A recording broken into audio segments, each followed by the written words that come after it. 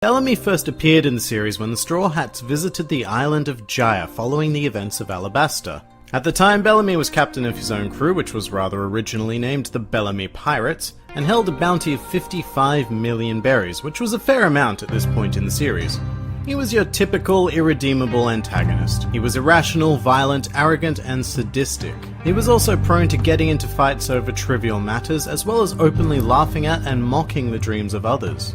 With all of that said, Bellamy wasn't foolish, nor did he believe absolutely in his own power. Bellamy had a role model in Warlord of the Sea Don Quixote do Flamingo, and at some stage after he'd formed his crew, he approached the Warlord offering to serve as part of his forces. Do Flamingo granted the Bellamy pirates the use of his symbol, but warned them that defeat would not be tolerated under any circumstances.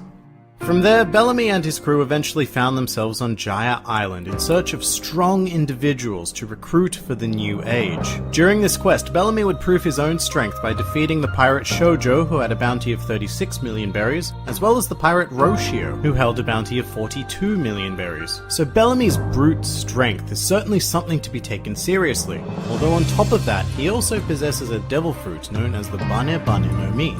This fruit is a paramecia type that gives the user the ability to turn parts of their body into springs, allowing them to jump with great speed, height, and force.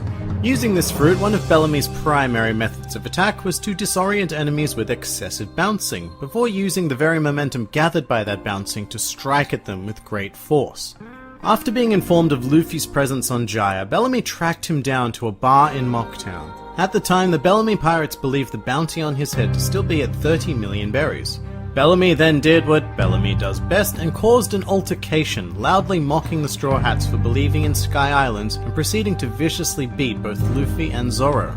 Neither Luffy or Zoro fought back and remained pacifists until Nami forcibly dragged them out of the bar. And while Bellamy considered this a victory, in reality the Straw Hats didn't fight back because there was simply no reason to, which is a very similar reaction to Shanks' initial reaction to Higuma the bear in the very first chapter of One Piece.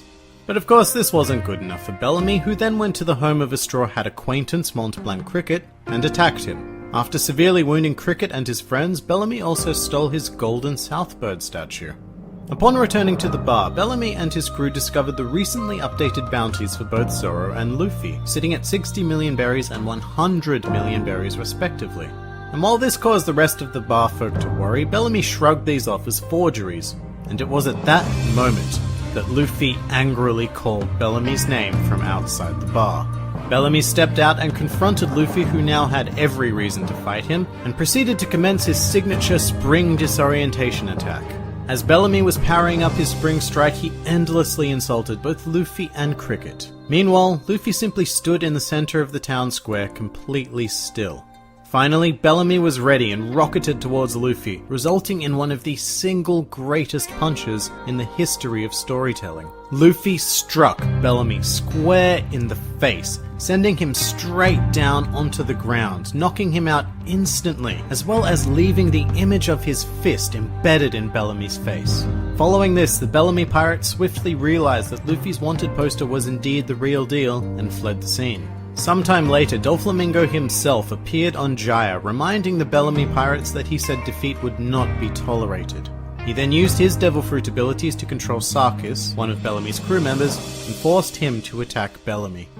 And for a very long time, that's where we thought Bellamy's story ended. However, as it turns out, he not only survived this encounter, but he also went on to take his crew up to a Sky Island, the very existence of which was a core reason why he relentlessly mocked the Straw Hats. However, Bellamy would be the only survivor of this trip, and returned to Doflamingo with a stolen golden pillar from the island, thus redeeming himself.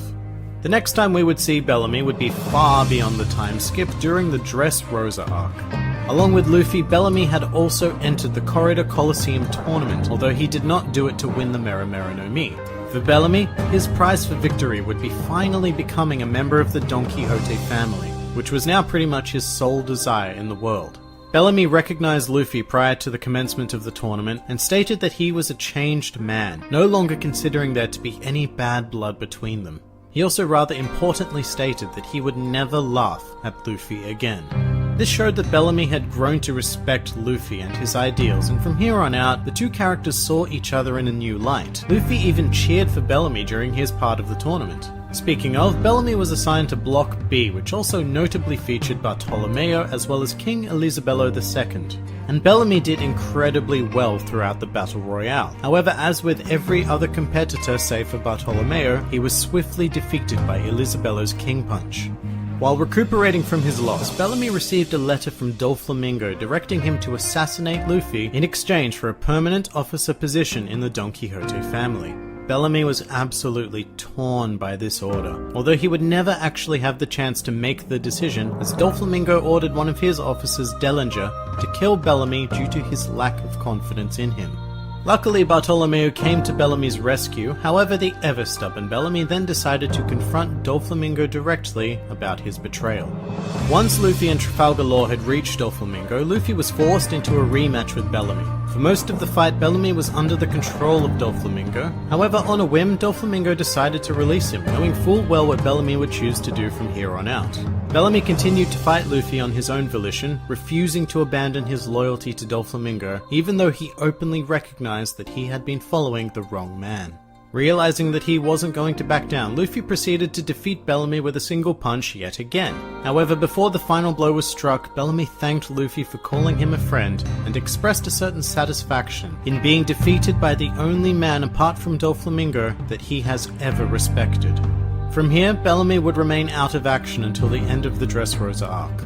After Doflamingo's defeat, Bellamy was taken to Quiros' house in order to recover along with Luffy. When Bellamy awoke and asked Trafalgar Law why he'd been taken in, Law responded that it was because Luffy considered Bellamy a friend.